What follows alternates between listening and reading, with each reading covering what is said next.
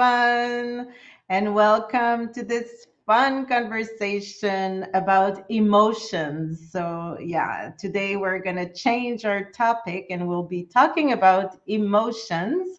So, my name is Geneviève Young. Thank you for being there. Thank you for listening in. And I'm having conversations or fun conversations with hot seaters that have been in the Abraham Hicks hot seat. And today, to initiate this first fun conversation on emotions, I will be speaking with Bob Rhodes. So let me get Bob right now. Hello, Bob. Good morning. Hello How from are San you? Diego. Oh, from San Diego. So Yes. hello from the Bahamas. Yeah. That's fun. Eh? This is so much fun to be able to speak to each other from a country to another. So yeah. It's Uh, amazing. yeah, Bob, you're a musician, and I would like to know a little bit more about your discovery of Abraham Hicks, and also how many times have you been in the hot seat? I know I've been in the hot seat 4 times, maybe five. And how I discovered it, I had been since, the middle, I don't remember, but it seemed like I'd been on my spiritual path since I was a kid, really. Oh, As a wow. kid, I used to see auras around people. I didn't know that I was seeing something different from that, but that kind of kept me in step with what I've been doing my whole lifetime. But Mm. regarding Abraham, I had an art teacher and I was very familiar with her sister. She was a client of mine. And she asked me one day if I had ever heard of the law of attraction. And I said, no, but I like the words put together that way. And she Mm. said, well, there, and she gave me the title of a book. And she says, you probably can find it in the library. So a couple of months later, people were always telling me, you should read this book, you should read this book. And usually when I get involved with something, I go in A through Z and put everything aside until I can really get the juice out of whatever it Mm. is that I'm in studying at the time. And so I was at the library and that title came to me. And so I went through the stacks and like the universe would have it, there was this book waiting for me. So I grabbed it, checked it out, took it home, and started reading it and reading it and reading it and reading it. And I thought, is it really this simple? Mm. And I was getting chills all over about it as I am right now speaking about it. And I read it once, I read it twice. I finally got my own copy of it and found out that Abraham had written a lot more than one book. So I have the full collection, I think, now. But that was in 2007 when I found Abraham. And I am by nature a teacher. That's what I came this lifetime to do. Mm. And so a couple of years after I implemented so much of that in my own life, I'd had a lot of I have clients that I work with on a spiritual level. And I thought these people, I'm sure they're hungry for this. They may not know it yet. But I started teaching classes on the law of attraction, which I did off and on for 5 years. So that was my introduction to an expansion of Abraham. Hmm. Interesting. So, I did say in the introduction that you're a musician. I think you also teach music. I did for 15 years, from the little ones up through junior high. And Hmm. I'm also an artist. And it was just a prelude to what I now do, which is teach from a much larger perspective. I Hmm. teach spiritual path now. In other words, Yeah. through Abraham, and I do counseling. I'm a coach. Good. And so I incorporate everything that I've learned from Abraham and from my lifelong experience with music. And Hmm. one of the first things that I when I was first time I was in the hospital hot seat, Yeah. my whole question was my whole life, why have I been so emotionally involved when I listen to music? All the Mm, way from not liking the music to absolutely being in a state of bliss with it. So mm. that was my first question back in 2009, I think it was, or early 2010.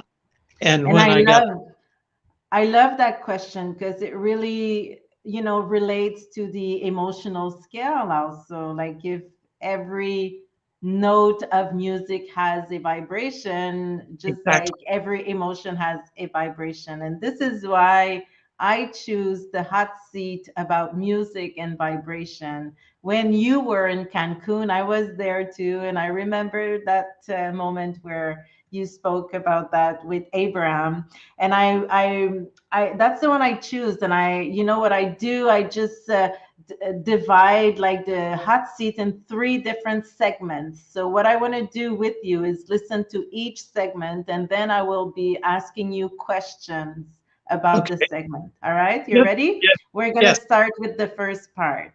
Good. And I understand from music that there are so many different individual vibrations. For instance, in the field of orchestral music, there are the brass and the woodwind and the string, different areas of vibration. Yes. Oh, it's rich, isn't it? Not only is every note a different vibration, but even the same note played by a different instrument Exactly. is a different vibration. Exactly. Yes. And that's leading to my question, is that sometimes I feel that sometimes I experience, you've used the word a number of times, ecstasy. And I feel like, I don't know where on the range of the emotion is, but I feel that I experience that. Well, it's as high as it gets and it's leading edge. What you're feeling are those of us who are non-physically focused through you. You see, we feel that way all the time. We feel that way all the time. What you're describing is you opening up and allowing yourself to feel what we feel. I understand that. Yeah. And I love that. Yeah.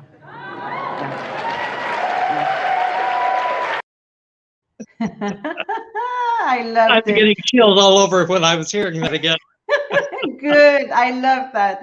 So, what I understood is, so sometimes you're listening to music, you feel ecstasy, which is like on, one of the highest emotion on the emotional scale.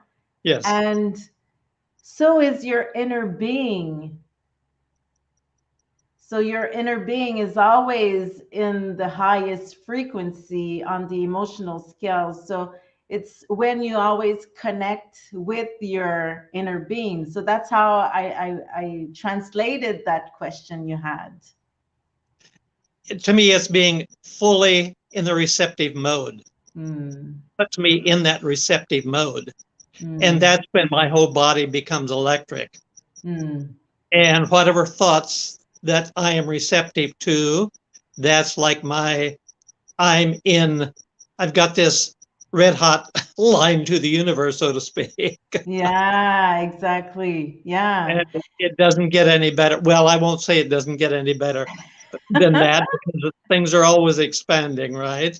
Exactly. So we could use music. Let's say someone is not feeling that good one morning. They could be using a song that brings them into whatever emotion that is on a high frequency, and they would like be vibrating that frequency right away. Is that what you're saying? Do you think this can happen? That absolutely. I just had a recent experience. I have a client in Sweden, and he's going through situations where he's wanting to manifest something, and he's having difficult with it.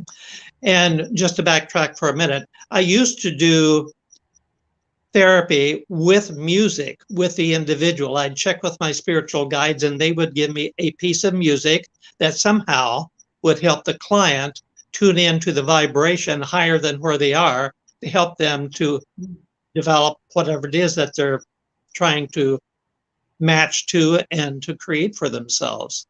And so I haven't heard back from him, but I gave him a piece of music. It was from the Nutcracker, and it was called The Dance of the Sugar Plum Fairies. And Guy says he's got a little daughter, and they said to invite your daughter to listen to it with you, because Mm. my thought was she probably will feel it a little deeper than he might. So it'll be interesting feedback from him in a few days. But yes, I used to get all the time pieces of music when I was working with individual clients that would help them to tune in to Mm. whatever they were creating.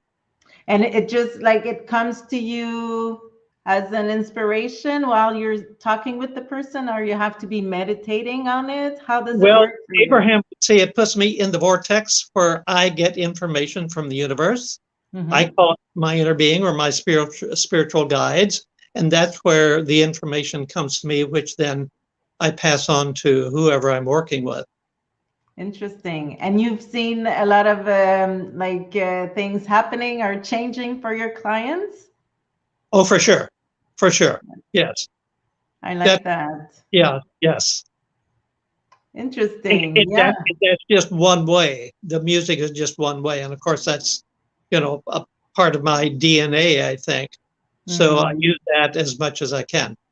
Mm. And is there anything you like you do you tell them they need to be in a receptive mode, they need to relax and listen, or because I guess if you're not receptive to it, you're not nothing is going to be happening. I think all of that probably comes with or before I offer something like this as a tool. Mm. Um, I've said to a number of my friends from time to time, if I ever am sick and in the hospital, play, and I'll give them two or Mm. three pieces of music and let Interesting. me listen to that, and I'll be up out of that bed shortly. I love that. That's a good Because idea. because Yeah. that's how it affects my energy. And everything is energy, everything is vibration.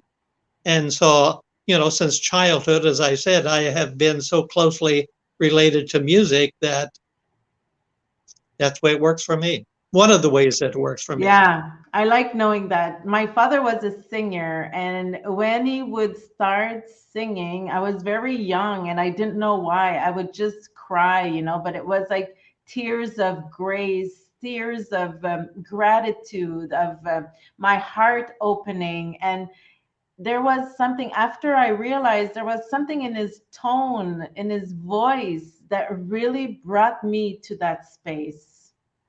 So I really like what you're saying.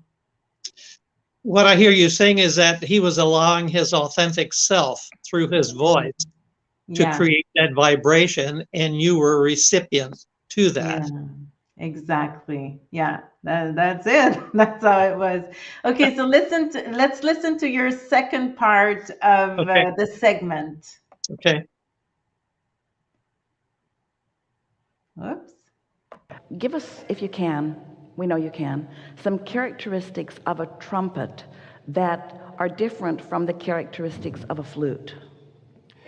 Well, for me personally, I think a trumpet has such clarity and focus, whereas the vibration of a flute is more general. So if you were to look at a sound wave of one or the other, have you ever seen a sound wave of a trumpet? I don't think I have. I can visualize it though. That would be worth doing, because that Right. would answer your question. Okay. Mark notices that because they always do a sound check with Esther, and he is looking at sound waves on the computer screen, and he has noticed that the sound of Esther and the sound of Abraham to the ear are much the same, but on the computer screen there's a very different vibration, Right. I and understand that. it's about the sustaining of the energy within it. And so that's the difference between the flute and the trumpet. In other words, think about the sustaining. That's interesting. So I love that too, because I'm sure you would. yeah, and I'm wondering, like, when we're talking about the sustaining, does it mean that if we listen more to trumpet, to a high frequent, like a high vibration music, something that makes us feel very good. With a trumpet, we will be sustaining our vibration longer, like our good feeling vibration longer. I don't think it's, how can I answer that? I think it's a combination. The trumpet can get you there. I speak for myself in and of itself, Hmm. but I think I would reach that point of being in the vortex, if you will.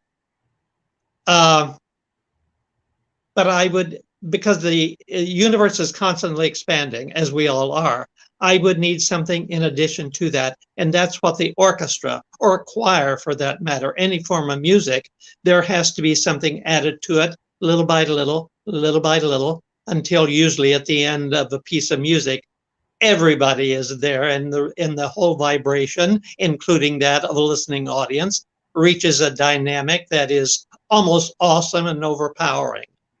Mm.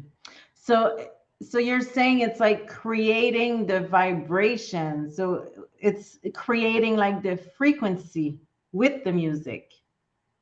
Well, music is a vibration. Is it create? Yes, is a frequency. Exactly. So us And the listening more and in, more. Excuse me. no, I was just wondering, like us listening in, we're also adding. Is that what you're saying? We're also Well, adding you're to you're that. matching you're matching your vibration to it. So yes, you are adding to it. Okay, That's interesting. what So, that's what that's what an audience does if they go to an opera or to anything of a musical nature, a concert. They yeah. add they raise their vibration to match the music, and the whole complex is affecting everything around it. That's why Interesting. that's why there's all that cheering and stomping of feet and clapping at the end, because it's releasing that. Hmm. Okay. So I And it's did, like a flower, it's like a flower that blooms, all of a sudden there you see the full beauty of it. yeah, yeah. Interesting. So I did find some sound wave of a middle C with a flute and a trumpet. And I wanted to show it at the screen so you could comment on it and maybe um, let us know a little bit more about that sustainability that I'm not sure what it is about still, but I would like you to comment on it. So Okay. so here it is. I don't know if you can see it properly, Yeah. but Yeah. yeah. So on the first one on the top, that's the I'm not even sure. Okay, the trumpet is at the bottom and the flute is the first one. In the middle, we're seeing the piano. Okay. So those are all like the different waves, sound waves of the same note, middle Yeah. C, with different instruments. Yes. Okay, so why would the trumpet be more sustaining? I don't know that it's more sustaining. The mechanism is made of metal, whereas a Uh-huh. piano is made of wood primarily, and the sounding board is wood, but the strings are metal, so they're going to vibrate.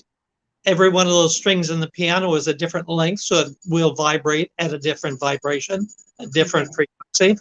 The flute is also metal. It is produced by wind coming out of the player's mouth, the same way with the trumpet, but they are shaped different. So each one of them is going to produce a different frequency, a different vibration. When you add them, if you've played just the one at the bottom, the trumpet, then that would be one sound at different Mm-hmm. pitches. Yeah. If you add the piano to it, it's another world added to it. And so Yeah. you go into every instrument in the orchestra.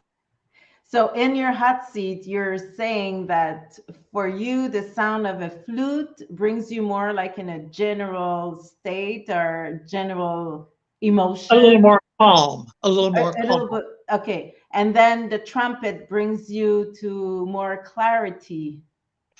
It Yes, it affects my solar plexus and my brain. It's very, I cannot not listen to it. It's that clear. It's that focused.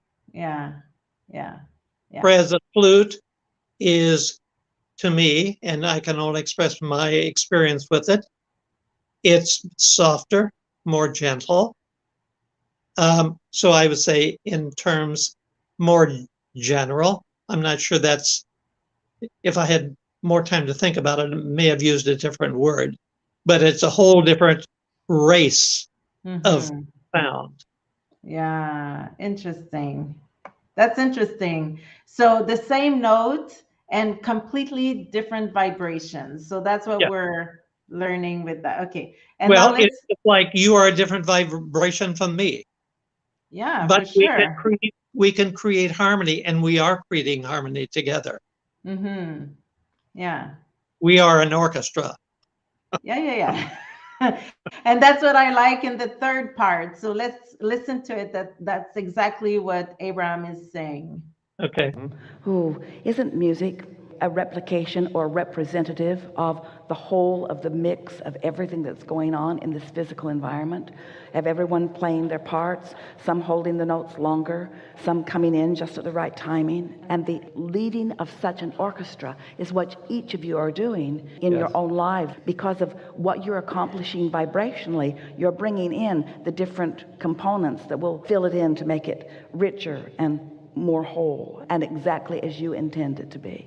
We do not know of a better conversation, never had one and may never have one, that more succinctly expresses the vibrational nature of what's going on here.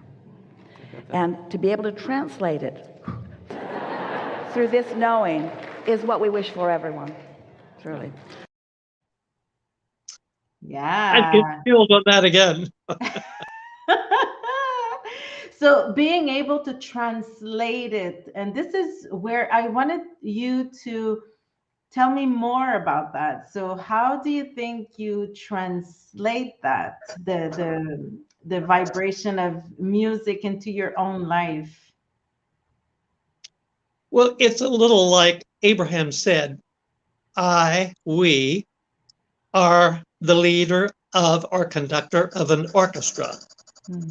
In that, when I am in that high vibration, I attract people depending on what I'm focusing on, what I'm creating. I will attract this person, I will attract this event, I will create this, and I continue creating all the time until whatever desire, intention that I've put out there is to my satisfaction. And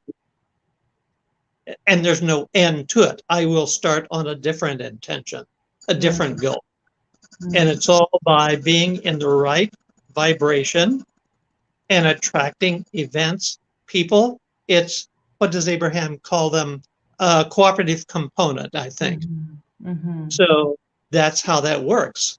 And music then is that tool, and it's not the only tool. Color affects me dynamically also. But music gets me in that receiver mode. And the thing is, I don't have to listen to it because I can hear it without listening to an orchestra.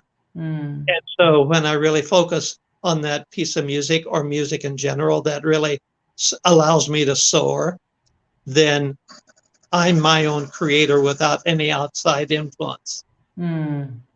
Interesting. So whatever makes your heart sing, would you Thank agree you. with that? Yeah. Oh, totally. Totally. Yeah. Yeah. So, Absolutely. yeah. And I also enjoyed when Abraham said, every vibration, like every note, brings like more richness, to the experience. And I often think that the musical scale is like the emotional scale. So every emotion always brings also more richness into our lives. Exactly.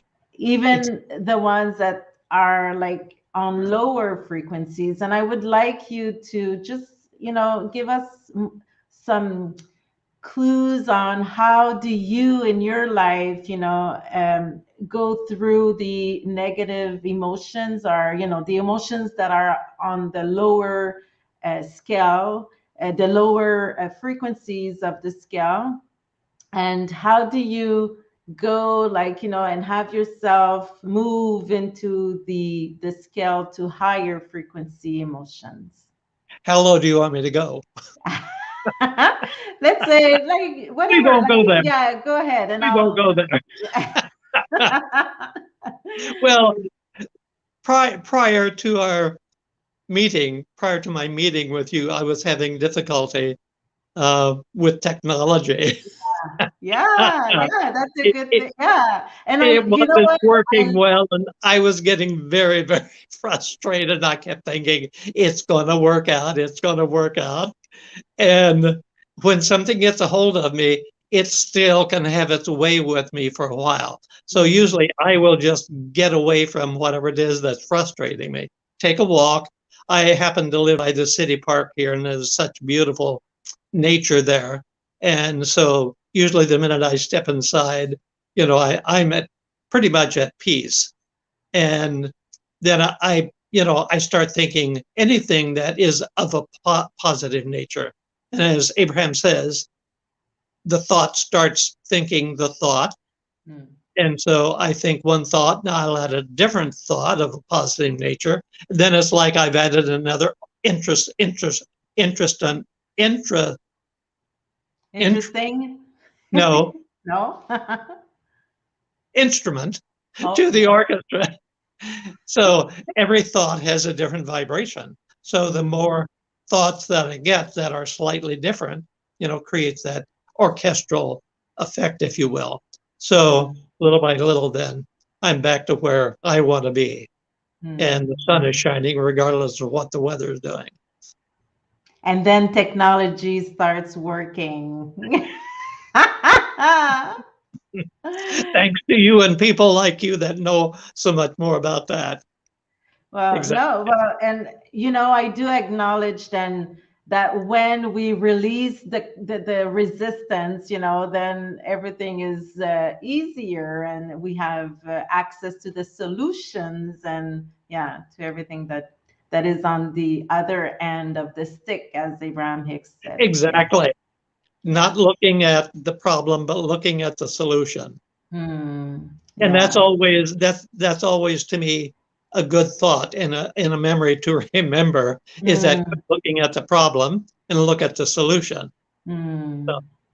yeah. And would you also like suggest to people that are listening in, if they're having like, sometimes it's hard to let go of that problem that is taking so much space.